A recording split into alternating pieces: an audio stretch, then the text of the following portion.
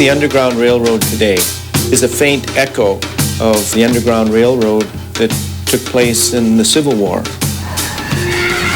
When you come face to face with the realities of what the refugees have to tell us, suddenly that 2 million dead or 3 million dead in North Korea starts to penetrate to your heart and your conscience, and you realize you have to do something. North Korean refugees making a desperate run for it, usually in China, trying to hop the fence of diplomatic compounds. It is the heart of Soul Train, another entry in this year's New York-based Human Rights Watch International Film Festival. He was a businessman and now a filmmaker, Jim Butterworth. We welcome the co-director of Soul Train. Your film is a documentary with a rare look into the Underground Railroad of sorts, North Koreans wanting to get out of their basket case country. Why did you do this film? Just felt inspired. My partner on the film and I, Lisa Sleeth, just felt like we wanted to do something to help this crisis, and what it lacked was awareness. So we hopped on Amazon.com, bought 3 books on how to make a documentary, and 2 months later we were on a plane to China. And what do you believe your film shows? What's the problem, the crisis that is really not covered that well by general media? Right. Well, there are about 5 million of the 22 million population in North Korea that's starving to death. About 3 million people have died in the past 2 years, so they're just trying to survive. The only way out of North Korea is into China. It's a simple river you cross. About 250,000 refugees are in China. Chinese hunt them down, catch them, send them back to North Korea. Well, Jim, you include in your film some footage that was shot by a North Korean defector who returns to shoot some rare footage of the suffering with a hidden camera.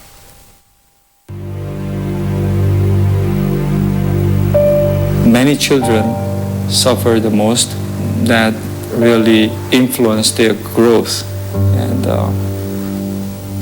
at the age of 7, North Korean children and South Korean children has about 12 centimeter height difference. So in inches, probably it's about 5-6 inches difference at the age 7. We are supposedly the same genetic population.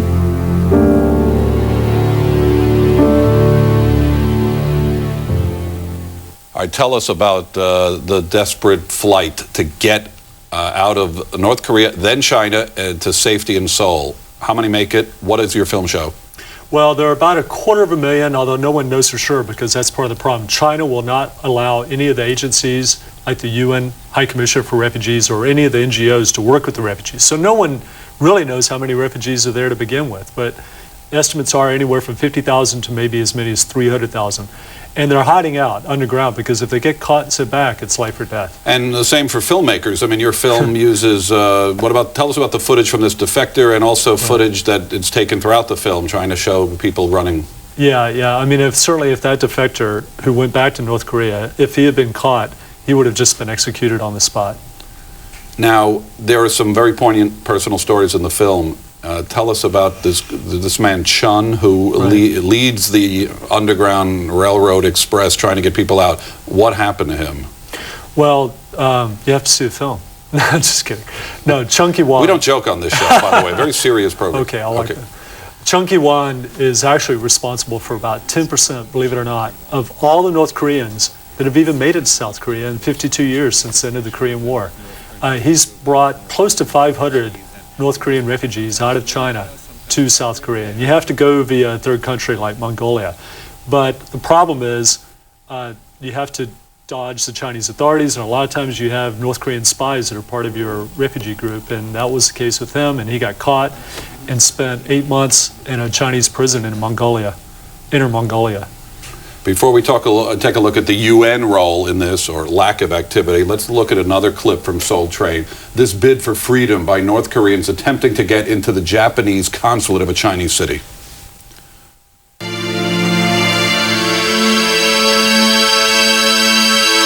그러다 보니까 나머지 그 어린아이하고 여성들만 남았지 않습니까? 셋이.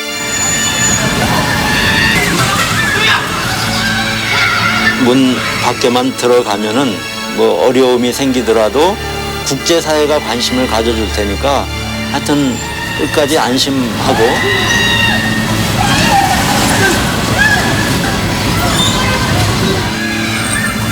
가서 쥐약을 구해달라고 그래서 이제 어려움이 생기면 죽겠다는 이야기를 잘 하죠. 그래서 최악의 경우 자결은 하지 말라. 이 사람들이 그 죽는다는 말 또 그런 것을 쉽게 생각하거든요.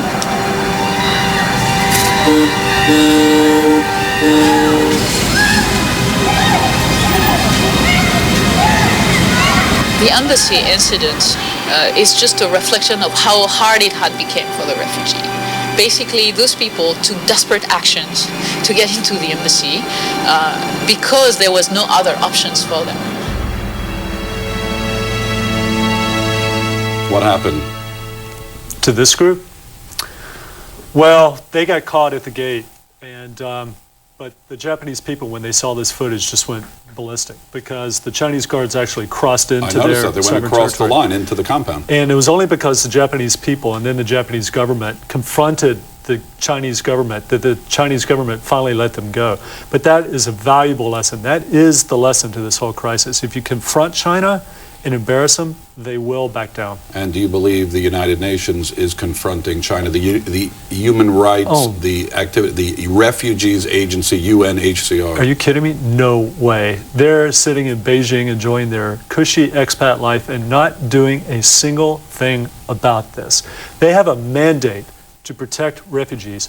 I have the latest East Asia report from the UN High Commissioner for Refugees. Not one mention of North Korean refugees. They say it's an intergovernmental organization. They can only do as much as these governments want to cooperate and help. Absolutely. What do you think they should be doing? Well, they have the legal tools at their disposal to take China to arbitration, to force China to allow them to go to the border and protect these refugees. At least interview the North Koreans to determine if they are refugees. But China's not allowing them to do that, nor is the UNHCR using the legal tools at its disposal to allow them to do that. And why do you think that is? They, like you said, Richard, the UN, I think there's a popular misconception about what the UN is. It's an intergovernmental organization that's composed of member states, and China is a permanent member of the Security Council, and they don't want them to do it, so that's why they're not doing it. Should they have the Olympics, China, because of their activities you capture in this film? Yeah, we do. We raise that in the film, and you know what? I don't want to answer that because our film is about raising the questions. And it's up to everyone else to view the film, look at the debate, and decide for themselves. How risky was this for you in doing the film? Well, we didn't get caught. I mean, if we had gotten caught, it probably would have been serious, but we didn't get caught. But more importantly, we had to be really careful that no one we came in contact with got caught, because for them, it was life and death. If we had inadvertently led authorities to some of the refugees or activists that we were meeting with, they would have been in serious trouble. We asked our last guest this. You're out there. A lot of the major media is doing other stories. What do you think the lesson is in terms of getting the story? This is what it seems to be taking to, it happens with a lot of these entries in the Human Rights Watch Film Festival, but... I enjoyed his answer because Ian said the same thing that happened to us. I mean, we lived with these people. We spent not just hours, we spent months living with these activists in the Underground Railroad. And it took that long to develop their trust. And when we finally did, that's when they warmed up and started to tell us their story and give us some of the footage that they had taken themselves. And we were just two people, Lisa and I think we were very genuine about our intentions and our purpose, and that's why we were able to do it. Jim, thank you very much for being here on Diplomatic License, telling your story. Thank you, Richard. It's Soul Train, directed by Jim Butterworth. Sunday, Monday, Tuesday this week at the Human Rights Watch International Film Festival. This is a film in which the main characters don't always succeed, including this woman, whose fate is unknown now, believed to be in North Korea. 그렇다고 조선으로 다시 돌아가자니 그것도 아니고 돌아가면 그거야 뻔하잖아요. 나라 배반했는데 돌아가면 우리를 좋다고 환영하겠어요. 그러니까 이제는